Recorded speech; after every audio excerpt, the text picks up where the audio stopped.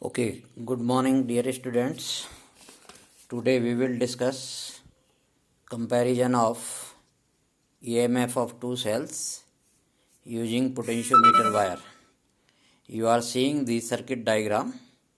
In this circuit diagram, a battery E, ammeter A, rheostat RH, and a one-way key K is connected to zero end of the potentiometer and this to final end of the potentiometer. This battery E, A1, RH key, they are in series, and this circuit is called the auxiliary circuit.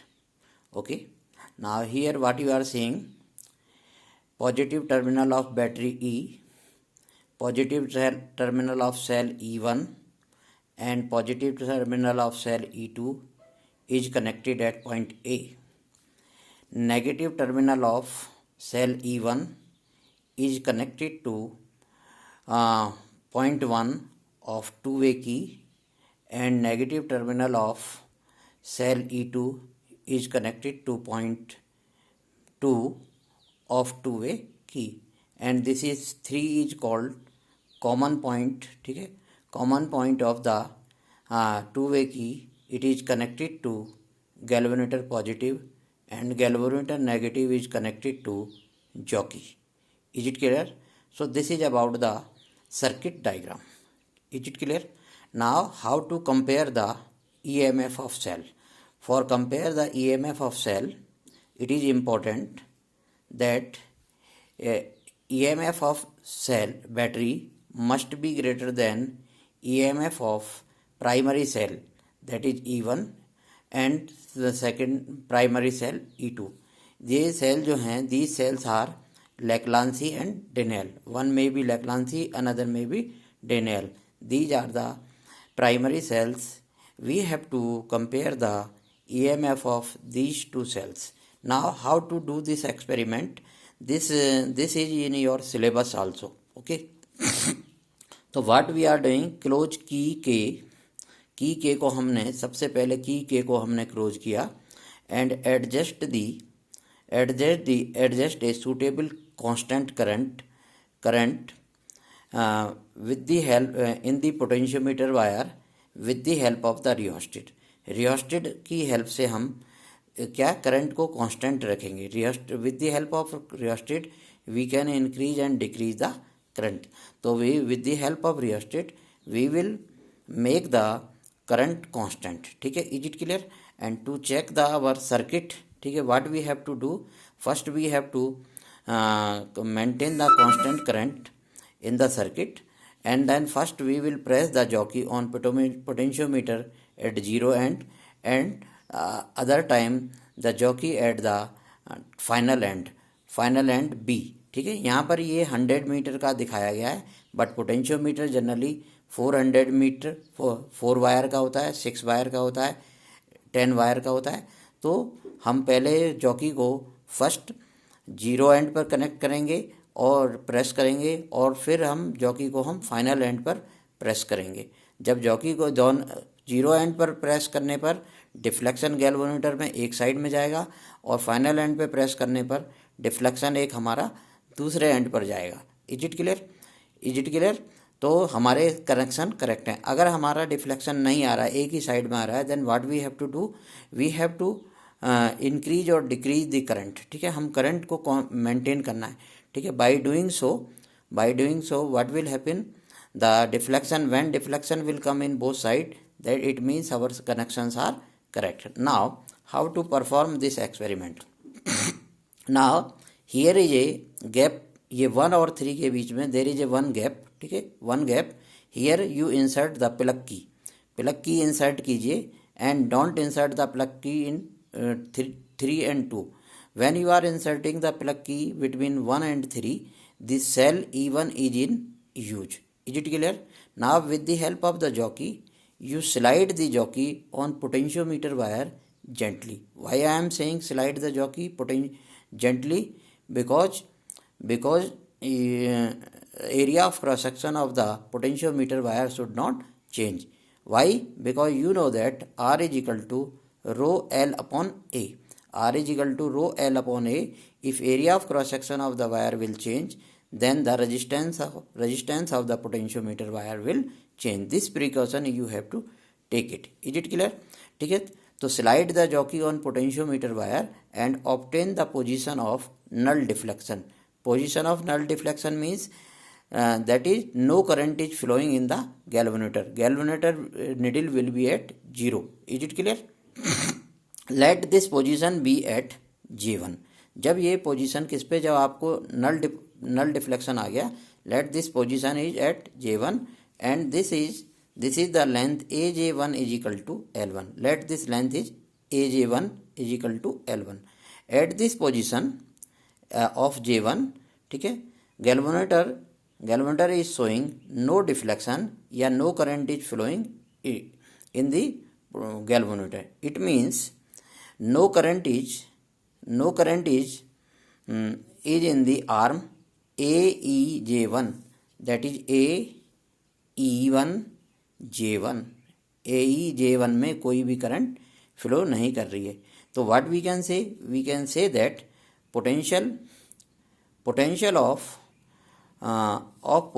positive terminal of cell, ठीक है, of E1, potential of positive terminal of cell E1, that is potential of positive terminal of cell E1, this is E1, ठीक है, is equal to potential of point A. ठीक है, इसका potential, positive terminal का potential किसके potential के equal होगा?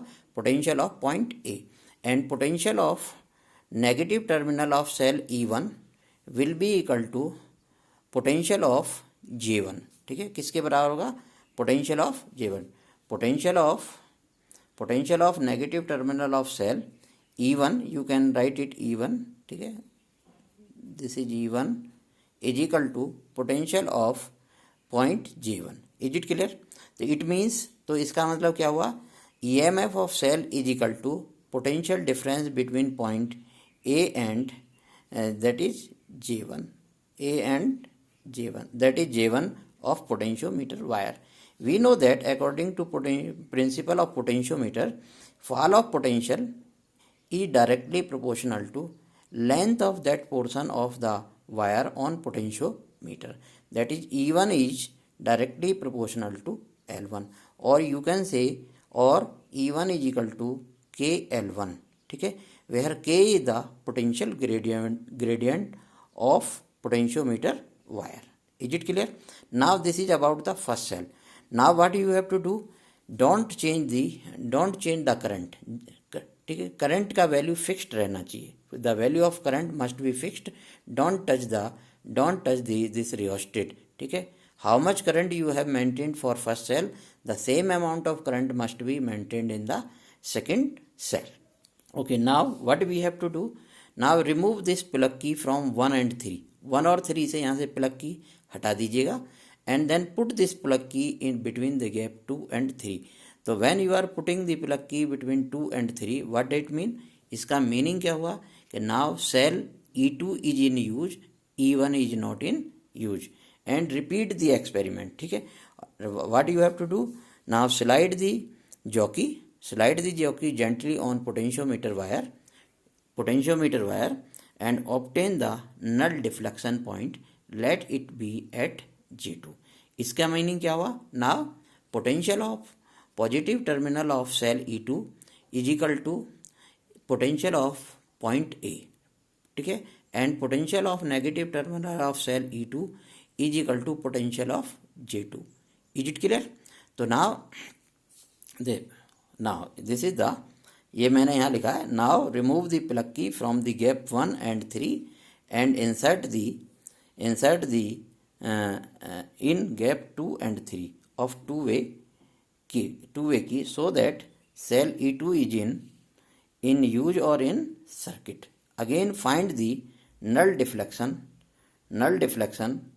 okay, on potentiometer wire by sliding the jockey. ठीक है, let it be eight J2। अब ये जो हमारा नल डिफ्लेक्शन पॉइंट आ रहा है ये J2 पे आ रहा है। तो सेम जैसे हमने फॉर फर्स्ट केस सेल के लिए किया, same thing we have repeated for second cell. तो इट मीन्स क्या हो गया, पोटेंशियल ऑफ ये जो हमने लिखा EMF ऑफ, अब क्या होगा, EMF of cell E2 is equal to potential difference between point A and J2। Point A and J2 के बराबर होगा। पोटेंशियल ऑफ सेल E2 या EMF of cell E2 is equal to potential across the length, ठीक है, AJ2 that is E2 is directly proportional to L2 according to principle of potentiometer, or you can say E2 is directly proportional to KL2 where K is the potential gradient on wire, ठीक है। this is say second। now we have to compare, तो compare करने के लिए क्या किया, we have to divide, we have to compare the EMF of two cell। तो we have divided first by second, that is E1 upon E2, E1 upon E2 that is equal to KL1 upon KL2, K से K cancelling out, that is equal to E1 upon E2 is equal to L1 upon L2। तो in this way we can compare the EMF of two primary cells। तो primary cells क्या है हमारे, Leclanche and डेनेल।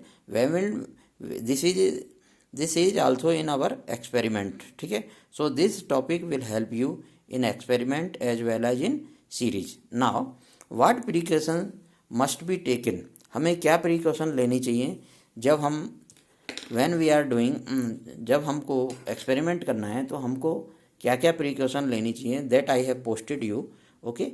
तो मैं आपको बता रहा हूँ, those precautions are, number 1, the current in the potentiometer wire from driving cell E must be kept constant during experiment.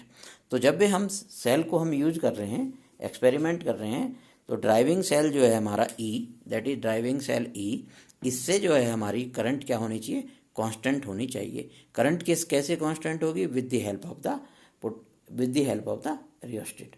Now while adjusting the position of jockey on potentiometer wire, the edge of jockey should not be rubbed on the wire. हमको edge को rub नहीं करना है। क्यों नहीं रब करना है, क्योंकि we know that R is equal to rho L upon A, rho L upon A. If you will rub the edge, ठीक है, तो डायमीटर या cross sectional area of potentiometer wire will change, and due to change in the cross sectional area of potentiometer wire, the resistance of the wire will change। so this is the important property, you have to remember it। number 3, the current in the potentiometer wire from driving cell should not be passed continuously for long time। इस driving cell से हमें current को जो है जब ज़रूरत है तभी आप प्लग की इंसर्ट कीजिएगा ये वाली, अदरवाइज प्लग की को निकाल दीजिए। तो क्या होगा, if you will pass the current continuously, तो what will happen, heating effect, the wire will become heat, और as a result of that resistance of the wire will change. क्योंकि ये मैंने पहले वाले टॉपिक में बताया था कि resistance depends on the temperature also. तो कंटिन्यूस करंट नहीं फ्लो करनी है, okay. This precaution you have to take out. Number 4 important point is that positive terminal of cells, positive terminal of cell, this cell E and cell E1 and cell E2 must be connected to zero and. ये zero and पर हमको connect कर देने हैं। अगर ऐसा नहीं करोगे तो what will happen, otherwise you will not get the null deflection point on potentiometer wire, and all the length must be measured from the zero end। So these are the precautions, this we have to take while doing the experiment, okay। So this is about this. I will start the next topic।